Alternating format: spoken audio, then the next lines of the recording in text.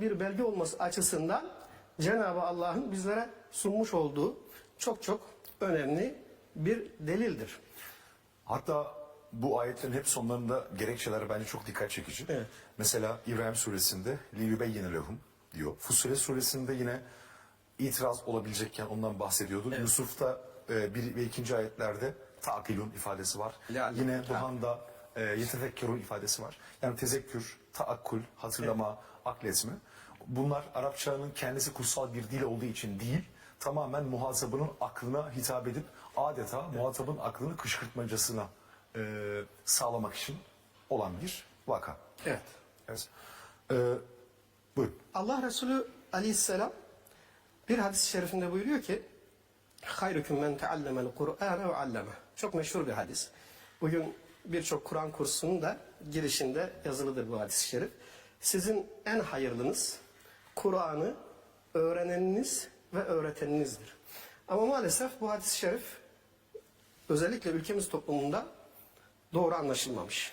Bu hadis-i şerife istinaden ülkemizde yüzlerce, binlerce Kur'an kursu açılmış ve Kur'an konusunda hassasiyeti olan milyonlarca Müslüman Kur'an'ın Arapça lafzını öğrenmeyi kendilerine adeta bir şiar edinmiş ve güzel bir şekilde Kur'an'ı Arapçasından okumanın gayreti içerisine girmiş. Bu Kur'an kurslarında hala daha bu eğitimler veriliyor. Bu eğitimler aylarca, yıllarca verilir halde devam etmekte. Fakat hadisi şerifte beyan edilen Kur'an'ı öğrenmek ve öğretmek ifadesinden kasıt Kur'an'ın alfabesini yani elifini, b'sini, t'sini, cimini öğrenmek ve öğretmek olması mümkün değil aklen. Çünkü bu sözü söyleyen Allah Resulü Arap ve bu sözün söylendiği muhataplar da ashab-ı Arap. Yani karşısındaki Arap olan bir topluluğa sizin en hayırlınız şu Kur'an'ın alfabesini anlamadan, alfabesini, elifini, b'sini, ta'sını öğreneniniz ve öğreteninizdir demesi aklen muhaldir. Okuma yazmaya indirgenmemeli. Evet, budur. burada kastedilen mana şudur. Sizin en hayırlınız Kur'an'ın mantığını, ruhunu, özünü, hayata dair öğretilerini, Kur'an'ın ilke ve prensiplerini öğreneniniz, öğreteniniz, anlayanınız, anlatanınız, yaşayanınız, yaşatanınızdır. Dolayısıyla bizim bu hadis-i şerifteki asıl bu manaya odaklanıp Kur'an'ın Arapça lafzını güzel okumaya verdiğimiz önemden çok daha fazlasını bizim mutlak surette Kur'an'ı anlama üzerine vermemiz lazım. Bakıyoruz bugün Kur'an kurslarında bu eğitimleri Kur'an'ın Arapça lafzını öğrenme hususunda bu eğitimleri alan milyonlarca Müslüman milyonlarca kez belki Kur'an'ı baştan sona hatmetmiş. Yine milyonlarca Müslüman Kur'an'ı baştan sona ezberlemiş. Ama bu Kur'an'ı baştan sona milyonlarca defa hatmeden bu Müslümanlar, baştan sona ezberleyen bu Müslümanlar içerisinden çoğunluğu maalesef bir Fatiha suresini dahi tam manasıyla anlamadan, idrak etmeden, gereğini yerine getirmeden bir ömür yaşamışlar. İşte buradaki bu yanlış anlaşılmayı bizim mutlaka izah etmemiz lazım. Ben Kur'an'ın Arapça lafzıyla okunması ve Kur'an'ın manalarına odaklanmasıyla ilgili izleyicilerimiz daha iyi anlasın diye şöyle bir teşbih yapmak istiyorum. Kur'an'ı bir okyanusa benzetiyorum. Kur'an öyle bir okyanus ki bu okyanus içerisinde Rabbimizin muazzam ve muhteşem nimetleri var. Bu okyanusa daldığınız zaman, derinlemesine daldığınız zaman muazzam mucizeleri, Esma-i İlahiyesinin yansımaları ve sanatları var. İşte Kur'an'ı Arapçasından anlamadan sadece lafzını okumak, yani halk arasındaki tabirle yüzünden okumak, işte içerisinde Cenab-ı Allah'ın bu muhteşem nimetlerini barındıran ve mucizelerini barındıran bir okyanusun yüzünden yüzmeye benzetiyorum. Kur'an'ın mana ve hakikatlerini anlamak için gayret etme çabasını da bu muhteşem okyanusa bir dalgıç misali dalabildiğin kadar dalarak oradaki Cenab-ı Allah'ın nimetlerini, Cenab-ı Allah'ın esma-i ilahiyesinin yansımalarını, mucizevi o sanatlarını müşahede ederek Kur'an okyanusunun derinlerinde yüzmeye benzetiyorum. Elbette ki bu okyanusun yüzünden yüzmek insana bir lezzet verir. Ama bir dalgıç misali bu okyanusun dalabildiğin kadar derinliklerine dalarak yüzüp oradaki o muhteşem Cenab-ı Allah'ın esma ilahiyesinin tecellilerini görmek ise bambaşka bir lezzet verir. O yüzden biz Müslümanlar sadece okyanusun yüzeyinden yüzmenin verdiği zevk ve lezzetle, hazla, manevi tat ile yetinmemeliyiz. Mutlak surette bu Kur'an okyanusunun dalabildiğimiz kadar derinlerine dalıp, yani o ayetlerin mana derinliklerine inebildiğimiz kadar inip, o mana derinliklerinden bizim hayatımızı baştan sona değiştirecek, baştan sona şekillendirecek, dizayn edecek, hayatımıza doğru yol rehberi olacak, kalbimizi, gönlümüzü ve ruhumuzu aydınlatacak o Kur'an'ın nurlu hakikatlerini öğrenip, onlarla tanışıp hayatımızı buna göre şekillendirmek elbette bambaşka bir lezzet ve haz verecek. Bütün gayretimiz ve çabamız da bu yönde olmalıdır. İnşallah. Yani aslında şunu da unutmamak lazım. Mesela Medine nasıl Müslüman oldu diye bakacak olsak bugün. Allah Resulü'nü görmeden Müslüman oldular. Sadece Kur'an'ın etkisi ve hakikati onların imanına ve hidayetine vesile oldu. Hatta Allah Resulü Hazreti Ebu Bekir'le beraber Medine'ye girdiği zaman orada Medineliler karıştırıyorlar. Acaba hangisi Muhammed diye bakıyorlar. Hatta Hazreti Ebu Bekir ben değilim o diye böyle gösteriyor. Allah Resulü'nü görmeden Müslüman oldular. Kur'an öyle bir etkisi ve hakikati vardı. Evet. Anlamadığımız zaman bir etki de hakikat olmuyor. İnsanı kendisine getirmiyor Kur'an. Sadece böyle duvara asılan bir mit kitabı gibi. Hani böyle dokunulamayacak kadar kutsal. Elbette ki Kur'an Allah katından ilme o tartışılmaz bir değer ama öyle bir hale getiriyoruz ki böyle bir fetiş nesnesi gibi adeta. Bu sefer dokunulamaz, ellenemez. Sadece özel zamanlarda, özel gecelerde ya da özel durumlarda dokunulabilecek, kendisine böyle bakılıp yüzünden okunarak istifade edecek bir kitaba dönüyor. Maalesef. Tam aslında isabet etmiş olduğumuz gibi biraz aslında Kur'an'ın içerisine girsek, o hakikatleri... Yoksa Kur'an o çok büyük sanatları- haksızlık bu. Evet. Bu şey gibi olur. Yani bir insanın Kur'an'a okudukça doyamayacağı, okudukça daha çok okuyacağı değil mi? Hatta o yüzden eskiler usulen şey derdi değil mi hocam? Kur'an okudum denmez. Yani Kur'an okulup bitirilebilecek bir kitap Kesinlikle. değildir. Her okuduğunda başka manalar açılıyor. Kur'an lafzı bir kez, manası sonsuz kez. Yani Zaman yaşlandıkça Kur'an gençleşiyor. gençleşir. Her zaman dinamiktir hocam. Kur'an her zaman 18 yaşında diye espri yaparız değil mi aramızda? O yüzden bütün aslında bunları yaşayabilmek için, bunları hissedebilmek için Kur'an'ı sadece yüzünden değil yüreğinden okumak lazım. Yani. Yüreğinden okuduğumuz Kur'an da bizi yüreğimizden tutuyor, yakalıyor hocam. Öyle dönüştürüyor bizi. Bir bakıyorsunuz değil mi? Oturması değişmiş kişinin, kalkması değişmiş, yürüyüşü değişmiş. Ruhuna hayat sirayet tarzı etmiş. Yani Kur'an'ın Ahlakına yansımış. ahlakına yansımış. Her şeyine yansımış. Kur'an'ın o dönüştürücü ve değiştirici etkisi ancak Kur'an'ın anlamıyla buluştuğumuz zaman herhalde kendisini gösterir. Evet. Burada yine önemli bir konuya değinmek istiyorum Fatih Hocam. Kur'an mealleriyle alakalı, meal okumak sakıncalıdır diyenler var. Tam onu soracaktım. Evet. Kur'an meali okumayın, sadece ilmihal okuyun diyenler var bir. Kur'an meali okursanız da çok derinlere girmeyin. Siz bunu anlayamazsınız. Aklınız karışır. Bilenlere Dinden bile çıkabilirsiniz. çıkabilirsiniz diyenler var iki. Evet. Efendim meal okuduğumuzda iyi de bu hatim sevabı olmaz ki. Mutlaka yüzünü okumak diyenler var. Bunları biliyoruz. Ne dersiniz? Sakıncalı mı? Evet. Şöyle ifade edeyim. Kur'an meali okumak sakıncalıdır maalesef diyorlar. Hatta bir kısmı daha da ileri gidiyor. Meal okumanın haram olduğunu iddia ediyorlar. Böyle özellikle belli grupların hocaları bir takım maalesef Kur'an'dan nasibini almamış cemaat ve tarikat vaizleri kendi müntesiplerini özellikle sürekli bu telkinde bulunuyorlar. Ve alternatif olarak da şöyle diyorlar. Kur'an'ı anlamak istiyor iseniz gidin Arapça öğrenin. Arapça öğrenmeniz lazım. Bunu dediği insanların %99'un da Arapça öğrenemeyeceğini çok çok iyi biliyorlar. Veya biz din hakkında size ne anlatıyorsak din olarak onu öğreneceksiniz, onu kabulleneceksiniz diyorlar. Ruhbanlık yapıyorlar. Evet. Şimdi burada bütün bu uyarıların veya söylemlerin altında yatan gerçek sebebi bizim iyi anlamamız lazım. Bu söylemlerin altında yatan gerçek sebep, o cemaat ve tarikatlara müntesip olan insanlar Kur'an'ı anlar, anlamaya çalışır ise onların insanlara din diye anlattıkları ama Kur'an'ın mantığına ve ruhuna uygun olmayan bir kısım düşünceleri sorgulamaya başlayacaklar. Ve aslında kendilerine batıl inançları ve hurafeleri din diye anlattıklarını görecekler. O cemaatlerden ve tarikatlardan kopuşlar olacak. Ve bunun neticesinde din tüccarlığı yaparak insanları Allah ile aldatan, din ile sömüren o gruplardan kopuşların olması neticesinde o gruplar çok ciddi rant kaybına uğrayacak. Ve bunu söyleyen insanlar aslında atlarından post kayacak, gidecek, menfaatleri bitecek diye bu konuya çok sık maalesef vurgu yapmaktalar.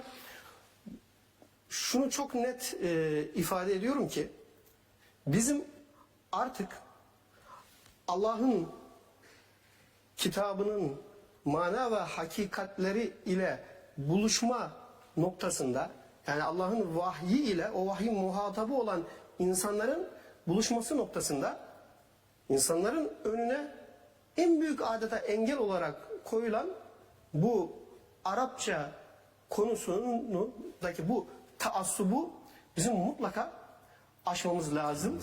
Bunun mutlaka kırılması lazım. Evvela şunu söyleyeyim Fatih Hocam.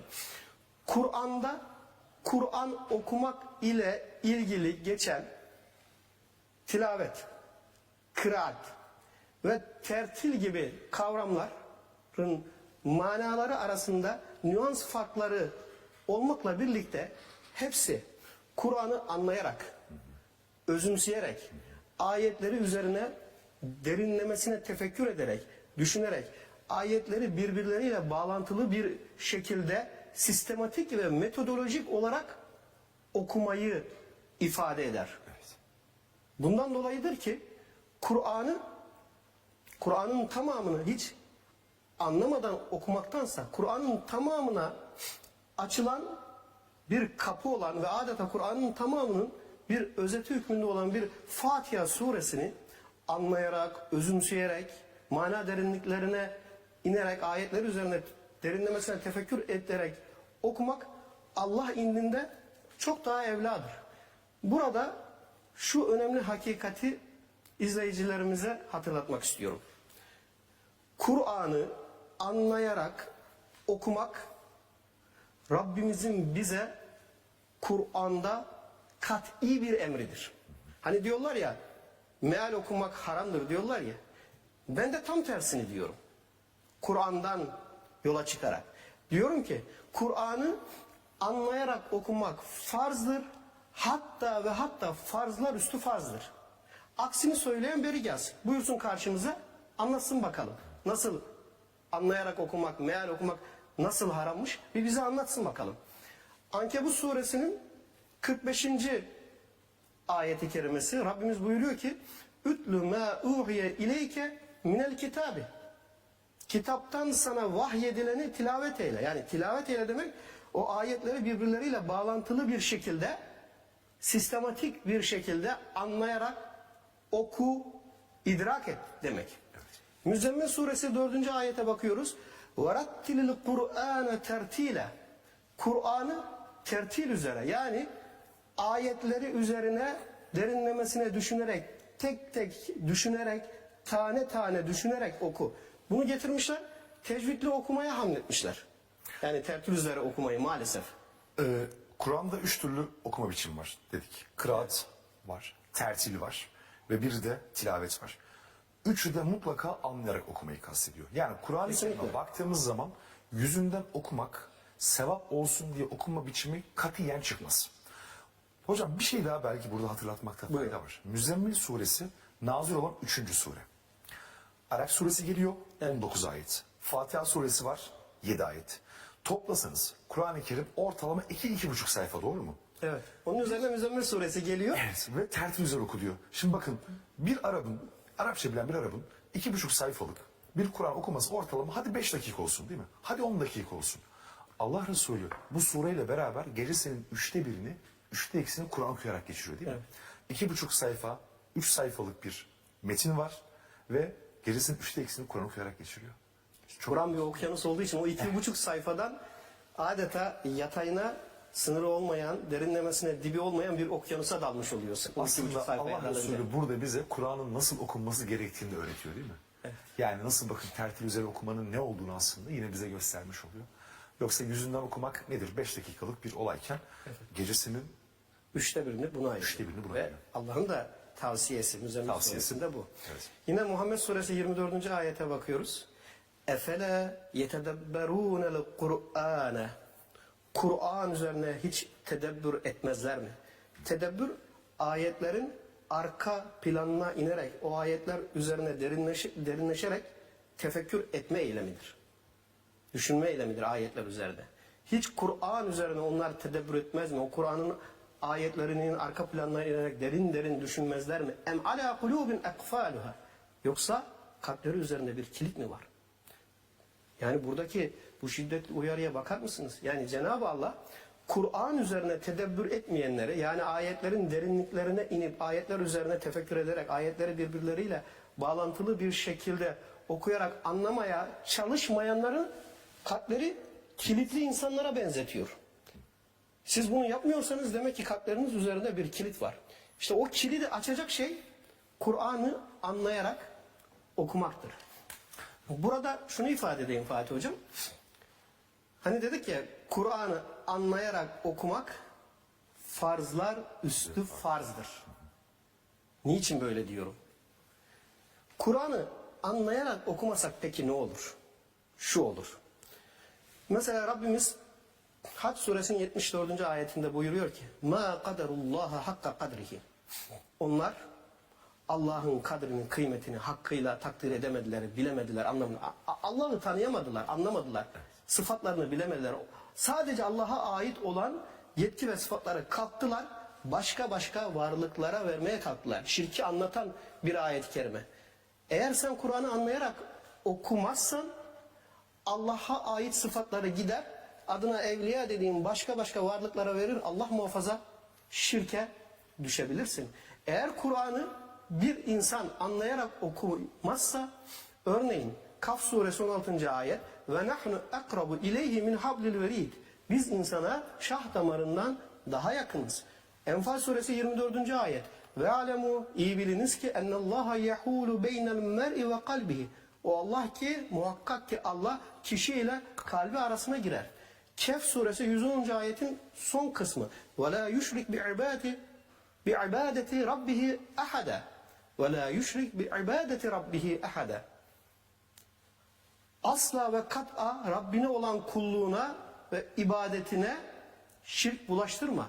Bu ayetleri eğer Müslüman anlamaz ise, bu ayetlerin bize vermiş olduğu şu hakikati, yani Allah ile kul arasında ara yok ki aracı olsun. Yani bize şah damarından daha yakın olan, kişiyle kalbi arasına girmiş olan Allah ile kul arasında nasıl bir ara var ki oraya aracı koyasın? Bu hakikati anlayamaz ve maalesef bu hakikatin ihtilafına, muhalifine gider, bir takım aracı tanrıcıklar edinip Kur'an'da Nisa suresi 48 ve 116. ayetlerde belirtilen Allah'ın kesinlikle affetmeyeceği tek günah olan şirk günahına Allah muhafaza düşebilir. Evet hocam, aslında Rabbimiz bize şahlarımızdan yakın, bazen mesele bizim ona ne kadar yakın olduğumuz. Evet. Aslında Kur'an'ı anlayarak okumak da bazen insan olarak yaşayabiliyor. Allah bize yakın ama biz bazen mesafe koyuyoruz.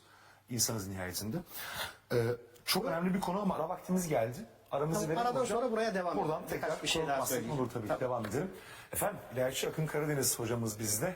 Kısa bir ara sonrasında karşınızdayız. Millions worldwide grapple with cataracts. Your support empowers Al Mustafa Welfare Trust to restore sight.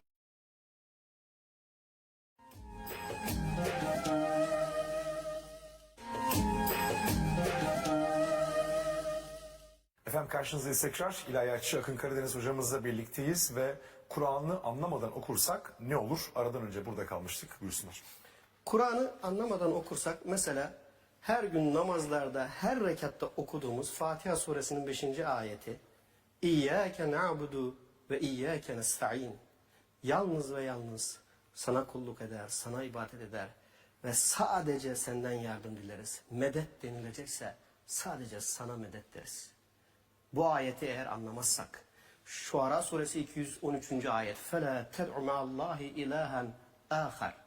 Sakın ola ki Allah ile beraber, yani Allah'a yalvarıp yakarmakla birlikte, ondan yardım istemekle, ona dua etmekle birlikte başka varlıkları da ilahlaştırıp ona yalvarıp yakarma, ondan medet umma fetekûne minel muazzebîn.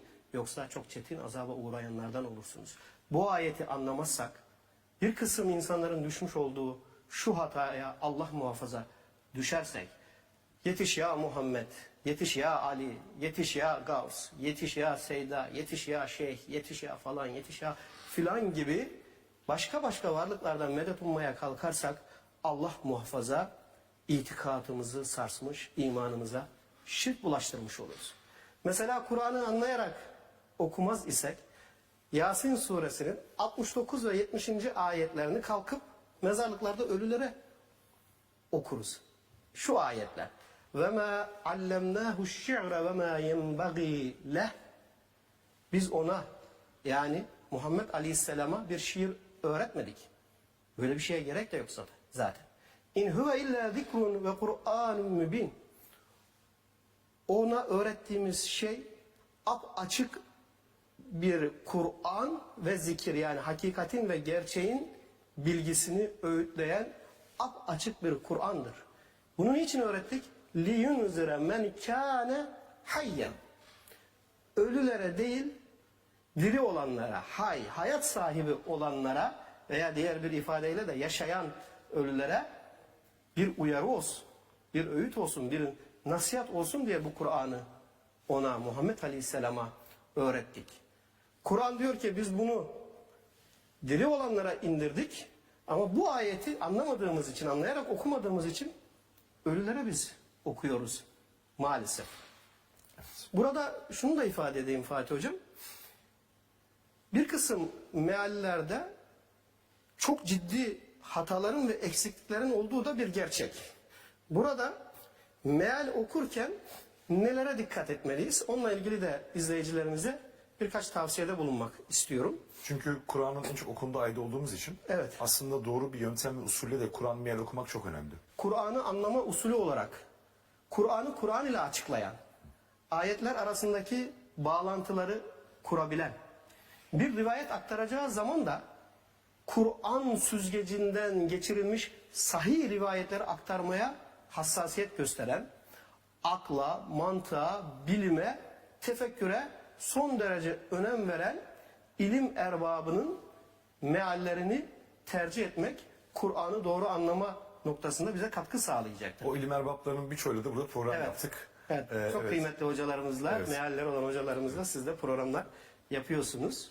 Yine tek bir meal ile yetinmeyip birden fazla birçok meali karşılaştırmalı olarak da okumak yine Kur'an'ı doğru anlama noktasında bizlere çok ciddi katkı sağlayacaktır.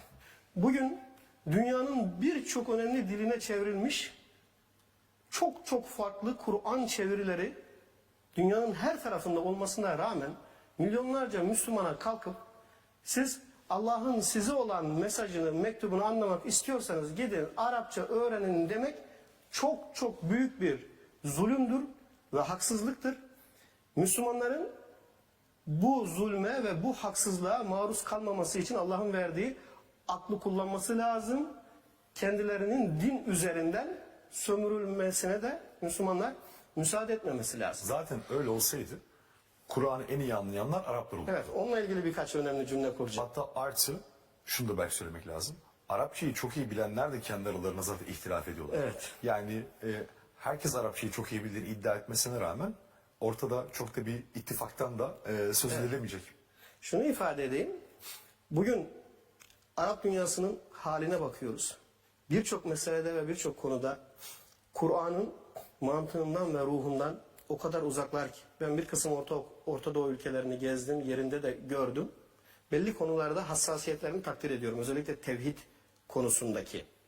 Ama özellikle sosyal hayata dair konularda, özellikle kadın ile ilgili meselelerde asla ve kat'a Kur'an'a uygun olmayan, tamamen Arap'ın cahiliye örf ve adetlerini din diye devam ettirmeye çalışan bir zihniyet olduğunu gördüm. Buradan anlıyoruz ki Arapça bilmek sadece Kur'an'ı doğru anlamak için yeter bir sebep değildir. Şunu çok net söylüyorum hocam. Dinin merkezine Kur'an'ı yerleştirmeyen, sahih hadisler ile uydurma rivayetleri birbirinden Kur'an'ın süzgecinden geçirmek kaydıyla birbirinden ayıklamayan, akla, mantığa, ilime, bilime, fenne, felsefeye, sanata, Fıtrata, hayatın bizatihi kendisi. evet, önem vermeyen bir din anlayışını benimseyen insanlar ne kadar Arapça bilirler ise bilsinler Kur'an'ı doğru anlamaları mümkün değildir. Aslında burada şey çok önemliydi. Tabii çok teknik mevzu, belki uzun açılabilir ama başta söylediğiniz hani Kur'an-ı Kerim okumadan önce belirli gözlükleri ya da belirli pencerelere dikkat etmek lazım. Aslında Kur'an-ı Kerim'e sorsak, desek ki ey Kur'an, seni okumadan önce yapmamız gereken şey nedir desek, Kur'an'ın bize tek bir cevabı var. O da estağfirullah. فَاِذَا قَرَأْتَ الْقُرْآنِ Kur'an okuyacağın zaman فَاسْتَعِذْ بِاللّٰهِ مِنَ الشَّيْطَانِ. Yani kovulmuş ya da rejim edilmiş şeytandan Allah'a sığın diyor. Evet. Aslında bu çok güzel bir tabir. Şöyle anlatılıyor. Akla abdest saldırmak. Yani sadece normal fiziksel alandaki abdest Aklı değil. dogmalardan kurtar. Kurtarmak. Taassuptan kurtar. Ön yargılardan. Yani yargılardan Kur'an'ı okumadan önce ön yargılarımızı bırakıp belki de biraz ön bilgiyle yaklaşmak ve Yalın bir akılla bakmak. evet, saf akılla, Evet. bozulmamış fıtrat ve saf akıllı yapmak ve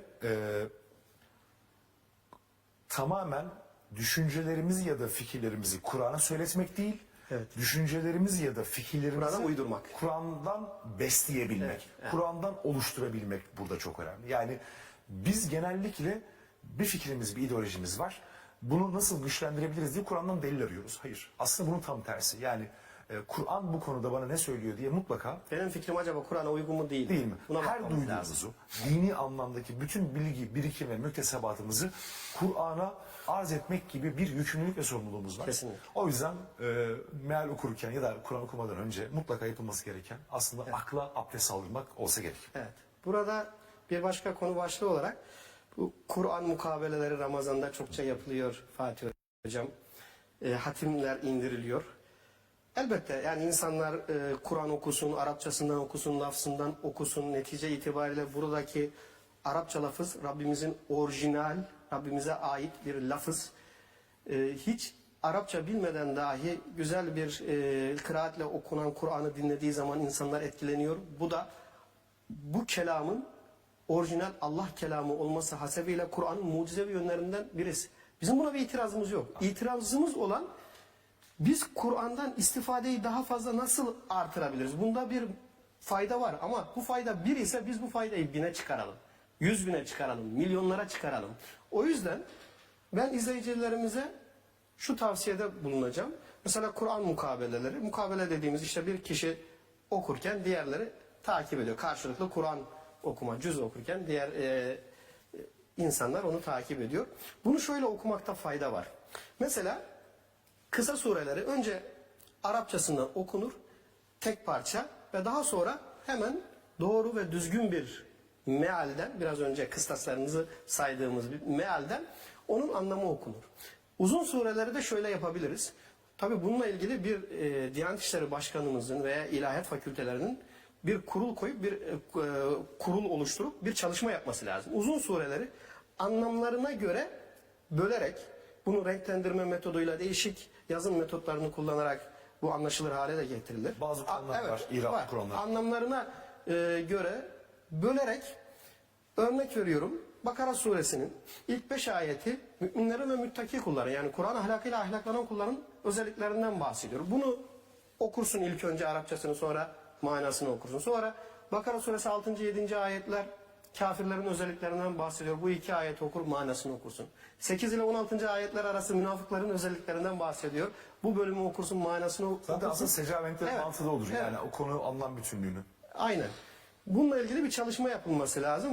Koyulan duraklar çok evvel zamanda koyulduğu için zaman zaman isabetli, zaman zaman da ben bakıyorum isabetli olmadığını da görüyorum. Yeniden bir çalışma yapılabilir. Bu şekilde mukabele okunursa ve bu şekilde hatmedilirse Kur'an'dan istifade birken bin, 100.000 milyonlara ulaşılabilir bu şekilde.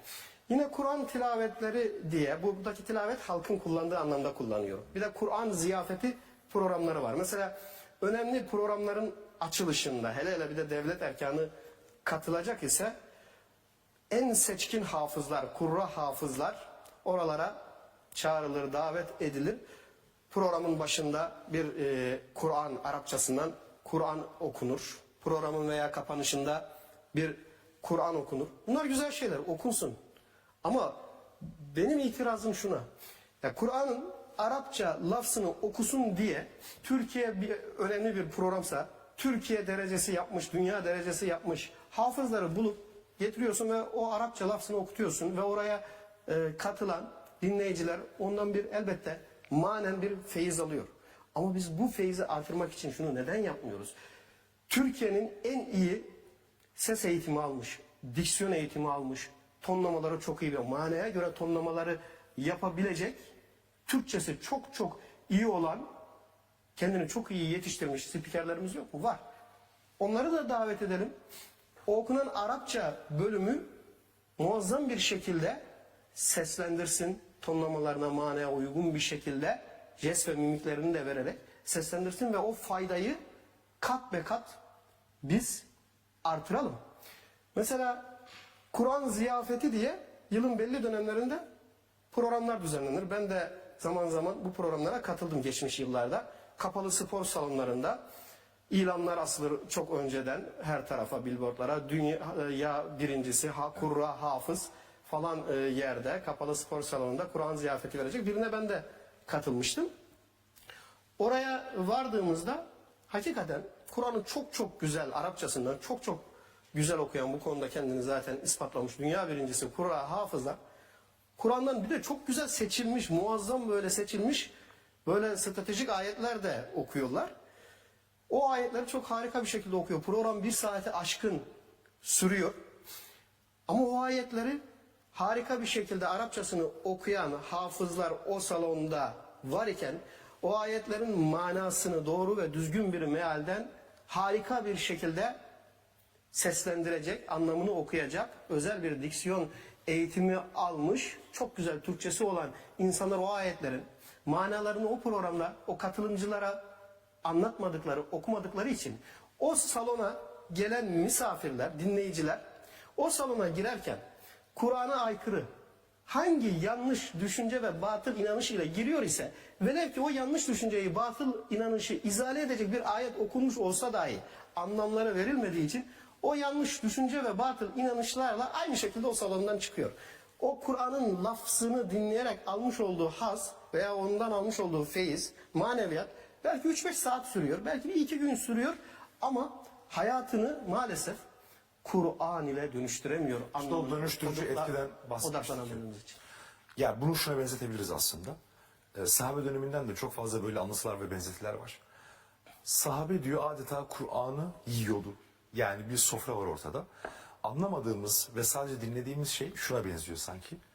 Çok açız, ortada bir sofra var, sadece kokluyoruz. Koklayarak karnımızı doyurmaya çalışıyoruz. Şimdi yiyelim yani. Şifalanalım. Kesinlikle.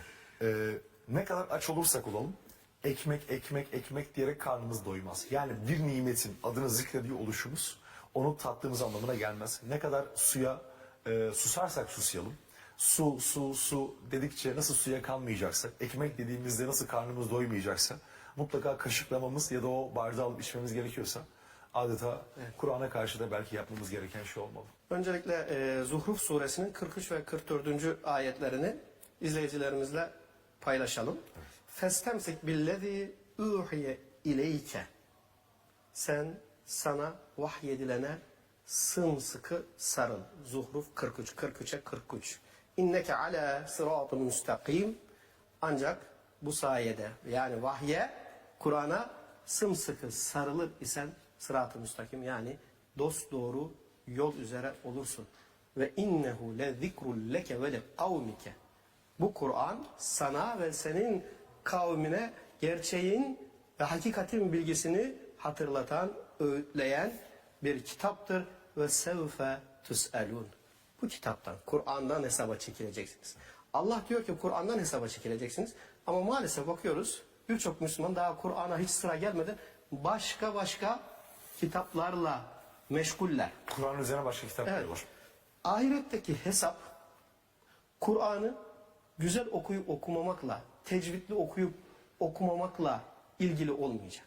Ahiretteki hesap ve sorgu Kur'an'ı doğru anlayıp anlamamakla, hayata doğru bir şekilde tatbik edip etmemekle ilgili olacak. Yani ahirete vardığımızda biz tecvid kurallarından hesaba çekilmeyeceğiz ama şunlardan mutlaka hesaba çekileceğiz. İmanımıza, tevhid inancına aykırı bir şirk pisliği bulaştırıp bulaştırmadığımızdan dolayı mutlaka hesaba çekileceğiz. Yani İyyâke na'budu ve iyyâke nestaîn, yalnız sana kul olur ve yalnız senden yardım isteriz dediğimiz halde kalkıp ölülerden, dirilerden, türbelerden medet umduk mu, ummadık mı? Bundan mutlaka hesaba çekileceğiz. Yine Allah'ın bizlere vermiş olduğu en büyük nimet olan aklı yerinde kullanıp kullanmadığımızdan dolayı mutlaka hesaba çekileceğiz. Yunus suresi 100. ayetteki ve yec'alur ritsa lellezine la yaqilun. Allah aklını kullanmayanları pisliğe gömer uyarısını dikkate alarak aklımızı kullanıp cehalet, fakirlik, ihtilaf ve zulüm pisliklerinden uzak durup durmadığımızdan dolayı mutlaka hesaba çekileceğiz. Evet. Kur'an ahlakıyla ahlaklanıp ahlaklanmadığımızdan dolayı mutlaka hesaba çekileceğiz. Mesela Ali İmran suresi 134. ayeti kerimesinde bahsedilen onlar ki bollukta verdikleri gibi darlıkta da verirler. Müttaki kulların vasıfları anlatılıyor. Öfkelerine hakim olurlar ve insanlara karşı pek affedicidirler. Evet, çok önemli. Belki azimine de gayze ve afine anin nas. Bu ayetlere uygun davranıp davranmadığımızdan dolayı mutlaka hesaba çekileceğiz ve yine Son cümleyle hocam. evet. Evet. 2 dakikanızı müsaade Evet. isteyeyim. Ve yine hakka, hukuka, adalete uygun davranıp davranmadığımızdan dolayı mutlaka hesaba çekileceğiz. Nisa suresi 58. ayette belirtilen Allah size kat'i surette emanetleri ehline vermenizi emrediyor ayetine uygun bir şekilde, özellikle kamuda görev dağıtan insanların buna uygun davranıp davranmadığından dolayı mutlaka hesaba çekilecek. Maide 8'de belirtilen bir topluluğa olan öfkeniz ve kininiz sakın ola sizi adaletsizliğe sevk etmeyin. Adalette kılı 40 yaracasına hassas olun. Ayetine uygun davranıp davranmadığımızdan dolayı mutlaka hesaba çekileceğiz. Ve yine bir ekonomiyi çökerten en önemli sebeplerden biri olan ve Bakara suresi 279. ayette Allah ve Resulüne savaş açmakla eşdeğer tutulan faiz vebasından şiddetle uzak durup durmadığımızdan dolayı mutlaka hesaba çekileceğiz. Son cümlelerimde şu olsun Fatih Hocam. Bugün bir üniversite öğrencisi düşünelim. Yıllar yılı belli konulara odaklanıyor ve üniversite sınavına çalışıyor ve o konulardan çokça soru çıkacağını umarak. Ve en nihayetinde üniversite sınav günü geliyor. Sınav kağıdı önüne geldiğinde sınav kağıdına bir de bakıyor ki yıllarca odaklandığı, çalıştığı konulardan hiçbir tane soru yok. Siz o öğrencinin o sınavda yaşadığı hayal kırıklığı ve şaşkınlığı bir düşünün. Ki bu sınavın bir yıl sonra telafisi de var. Ama düşünün ki ahiret sınavına hazırlanırken, Kur'an'dan çalışırken tecvide çalışmışız, mahrece, telaffuza, meddilin, meddi tabi, idgamı meal gunne, idgamı bila gunne, bütün bunlara çalışmışız. Ahirete vardığımızda bunlardan hiçbir tane soru yok. Adaletten var, ahlaktan var. Ve onlara biz eğer yaşamımızla güzel doğru cevaplar üreterek gitmediysek oradaki hesabın artık bir yıl sonra telafisi de yok. O yüzden bizim mutlaka artık Kur'an'ın güzel lafzını anlamadan Arapçasını güzel okumaya verdiğimiz önemden, buna önem vermeyelim demiyorum. Evet. Verelim ama buna verdiğimiz önemden kat be kat çok daha fazla Kur'an'ın mana ve hakikatlerini doğru anlamaya ve anladığımız o hakikatleri hayatımıza doğru bir şekilde tatbik etmeye önem verelim inşallah. Evet, teşekkür ediyorum hocam. Süremizi de çok açtık. Ayağınıza sağlık olsun. Çok güzel bir teşekkür Ramazan ederim. akşamında Kur'an konuştuk. Çok sağ olun. Konuşulabilecek en güzel, aslında en yüce konu. Çünkü sözlerin en güzeli vahiy aslında. Evet. Çok teşekkür ediyorum. Ben teşekkür ederim. Hocam bu fırsatı verdiğiniz için. Ne demek, seve seve. Efendim bu akşam konuğumuz ilahiyatçı Akın Karadeniz'di. Yarın yine muhakemede görüşmek üzere. Selametle.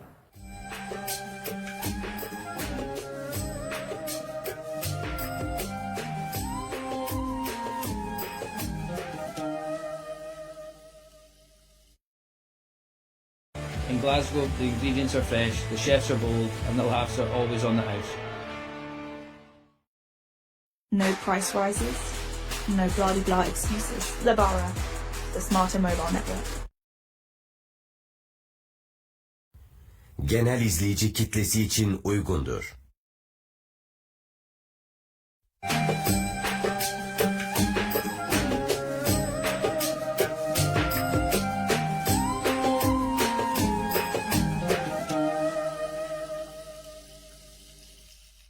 Ekotürk ekranlarından yine bir muhakeme programıyla karşınızdayız. Ben Fatih Ergenekom ve bugün konuğumuz Profesör Doktor Mehmet Okuyan hocamız olacak. Hemen konuma dönmek istiyorum. Hocam hoş geldiniz. Hoş bulduk. Sağ ol. Teşekkür ederim Fatih'ciğim. Ayağınıza sağlık. Çok teşekkür ediyorum geldiğiniz için.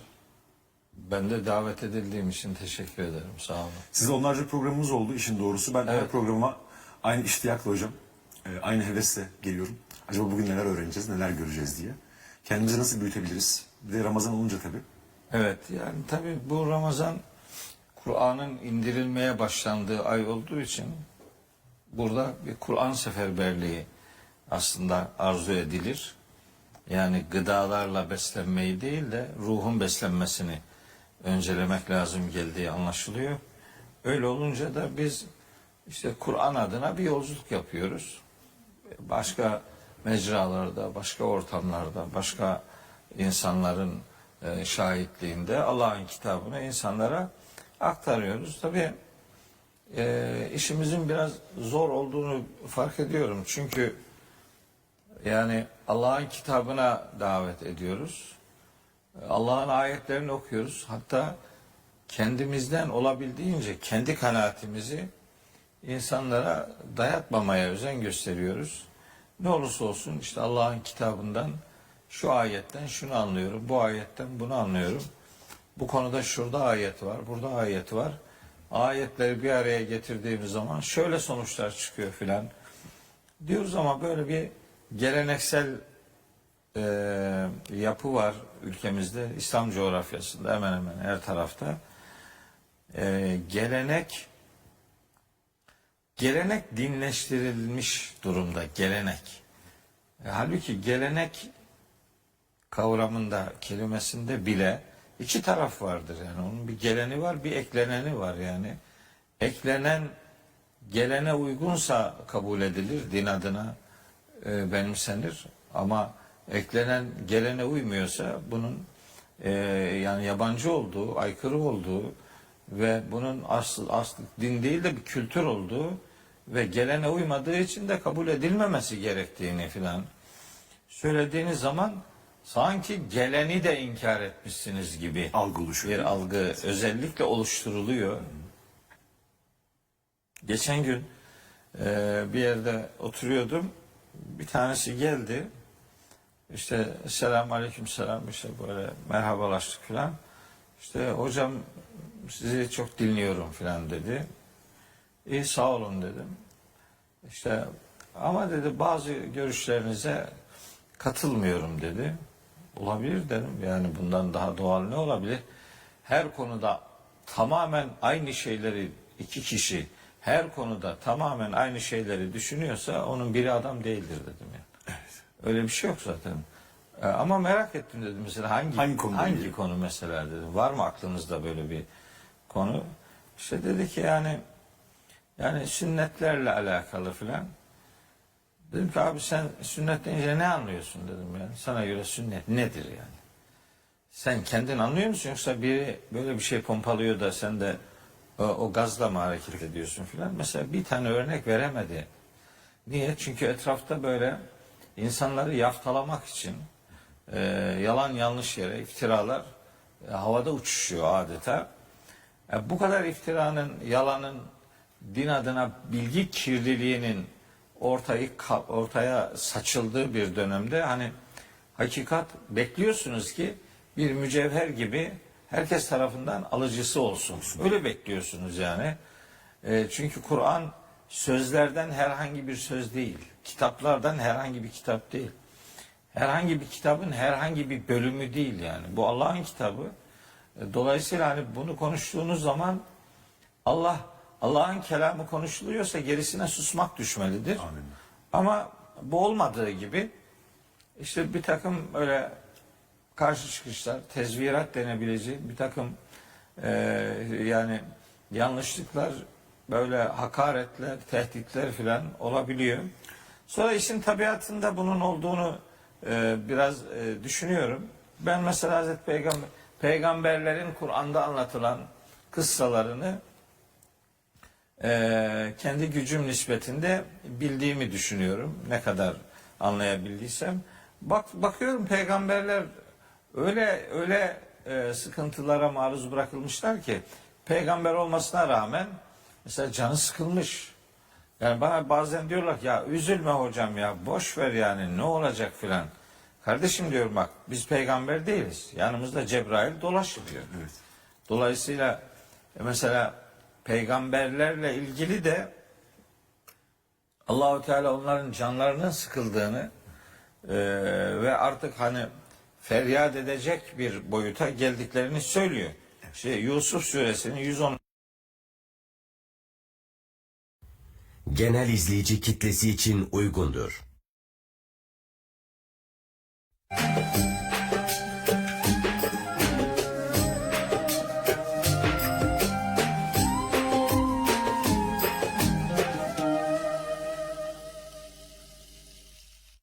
Ekotürk ekranlarından yine bir muhakeme programıyla karşınızdayız. Ben Fatih Ergen Okon ve bugün konuğumuz Profesör Doktor Mehmet Okuyan hocamız olacak. Hemen konuma dönmek istiyorum. Hocam hoş geldiniz. Hoş bulduk. Sağ ol. Teşekkür ederim Fatih'ciğim. Ayağınıza sağlık. Çok teşekkür ediyorum geldiğiniz için. Ben de davet edildiğim için teşekkür ederim. Sağ olun. Sizde onlarca programımız oldu işin doğrusu. Ben her programa aynı iştiyakla hocam, aynı hevesle geliyorum. Acaba bugün neler öğreneceğiz, neler göreceğiz diye. Kendimizi nasıl büyütebiliriz? Bir de Ramazan olunca tabii. Evet yani tabii bu Ramazan Kur'an'ın indirilmeye başlandığı ay olduğu için burada bir Kur'an seferberliği aslında arzu edilir. Yani gıdalarla beslenmeyi değil de ruhun beslenmesini öncelemek lazım geldiği anlaşılıyor. Öyle olunca da biz işte Kur'an adına bir yolculuk yapıyoruz. Başka mecralarda, başka ortamlarda, başka insanların şahitliğinde Allah'ın kitabını insanlara aktarıyoruz. Tabii işimizin biraz zor olduğunu fark ediyorum. Çünkü yani Allah'ın kitabına davet ediyoruz. Allah'ın ayetlerini okuyoruz. Hatta kendimizden olabildiğince kendi kanaatimizi insanlara dayatmamaya özen gösteriyoruz. Ne olursa olsun işte Allah'ın kitabından şu ayetten şunu anlıyorum, bu ayetten bunu anlıyorum. Bu konuda şurada ayet var, burada ayet var. Ayetleri bir araya getirdiğimiz zaman şöyle sonuçlar çıkıyor filan diyoruz ama böyle bir geleneksel yapı var ülkemizde, İslam coğrafyasında hemen hemen her tarafta. Gelenek dinleştirilmiş durumda, gelenek. Halbuki gelenek kavramında, kelimesinde bile iki taraf vardır. Yani onun bir geleni var, bir ekleneni var yani. Eklenen gelene uygunsa kabul edilir, din adına benimsenir. Ama eklenen gelene uymuyorsa bunun yani yabancı olduğu, aykırı olduğu ve bunun aslı din değil de bir kültür olduğu ve gelene uymadığı için de kabul edilmemesi gerektiğini filan söylediğiniz zaman sanki geleni de inkar etmişsiniz gibi Algı oluşuyor. bir algı özellikle oluşturuluyor.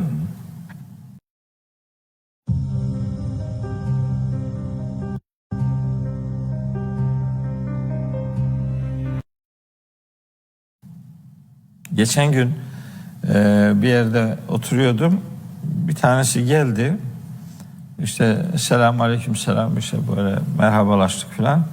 İşte hocam sizi çok dinliyorum filan dedi. İyi sağ olun dedim. İşte ama dedi bazı görüşlerinize katılmıyorum dedi. Olabilir dedim. Yani bundan daha doğal ne olabilir? her konuda tamamen aynı şeyleri, iki kişi her konuda tamamen aynı şeyleri düşünüyorsa onun biri adam değildir dedim yani. Öyle bir şey yok zaten. Ama merak ettim dedim mesela hangi konu mesela dedim. Var mı aklınızda böyle bir konu? İşte dedi ki yani sünnetlerle alakalı filan. Dedim ki abi sen sünnet deyince ne anlıyorsun dedim yani. Sana göre sünnet nedir yani? Sen kendin anlıyor musun yoksa biri böyle bir şey pompalıyor